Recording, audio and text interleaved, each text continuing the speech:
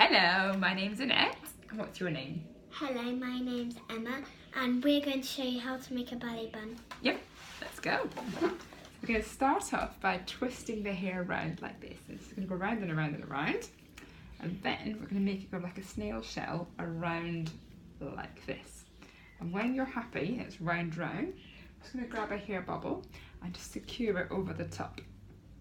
And just tie it around a couple of times just till it's roughly staying in place. Ta-da!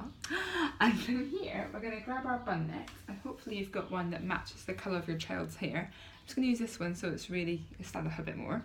And we're going to pop it round, and then hopefully you've got some spare, so then we'll double wrap it round like this. And then you can either pin it in place using some hair grips like this. So essentially we just get a little bit and pop it in to secure the net all around it. And probably about 6 or 7, depending how long your child's hair is.